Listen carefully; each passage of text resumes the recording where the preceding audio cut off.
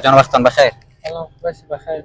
شکر با عزت باشی. اول می اسم مبارک بر ما بگین لالا جان. مصطفی هستم از ولایت بیسود. مصطفی از ولایت بهسود، مربوط غزنی میشه به فکرم. خیلی خوب. چی میکنن دیگه شبای رمضان؟ چطور بیرون شدین؟ امروز کاربار چطور است؟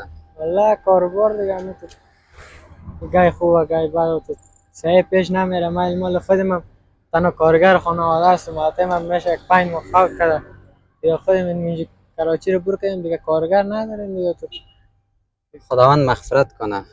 خداوند متعال مهربان است ان که تمام وضعیت های خراب اقتصادی میگذره لالا جان. مهم برای ما شما قامت، استقامت و سادگی است. این برای ما بگین چند نفر هستند فامیل؟ 7 نفر. فامیل 7 نفر. تا نانآور خانم خودت هستی؟ یک دونه بیادر کتا دارم و دیوانه است دیگه. دیگه چون است دیگه اون ریزه است. یک بیادرم 2 ساله است، یک خواهرم 9 ساله است، یک بیادر دیگه 7 ساله است دیگه. تنها ما کراچی دارم دیگه کار میکنم دیگه.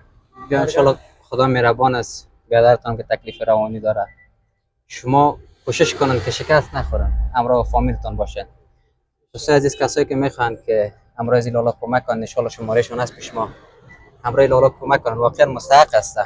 واقعا مستحق است.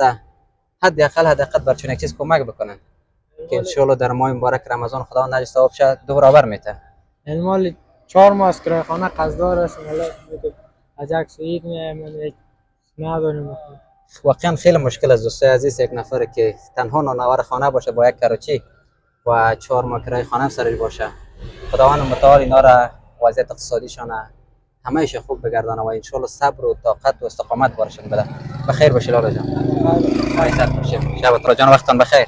سلام خوبی بخیر. شکر با عزت باشی. اول می اسم مبارک بر ما بگین لالا جان. مصطفی هستم از ولایت بیسود. مصطفی از ولایت بهسود، مربوط غزنی میشه به فکرم. خیلی خوب. چی میکنن دیگه شبای رمضان؟ چطور بیرون شدین؟ امروز کاربار چطور است؟ والله کاروبار دیگه همینطور گاهی خوبه گاهی بد تو صحیح پیش نمیره. من مال خودم تنها کارگر خانواده هستم. البته من میشه یک 5 ماه فوت کرده دیگه. خودم اینجا کراچی رو بور کردیم دیگه، کارگر نداریم دیگه. تو خداوند مغفرت کنه. خداوند متعال مهربان است ان که تمام وضعیت های خراب اقتصادی میگذره لالا جان. مهم برای ما شما قامت، استقامت و سادگی است. این برای ما بگین چند نفر هستند فامیل؟ 7 نفر. فامیل 7 نفر. تا نانآور خانم خودت هستی؟ یک دونه بیادر کتا دارم و دیوانه است دیگه. دیگه چون است دیگه اون ریزه است. یک بیادرم 2 ساله است، یک خواهرم 9 ساله است، یک بیادر دیگه 7 ساله است دیگه. تنها ما کراچی دارم دیگه کار میکنم دیگه. بیا انشالله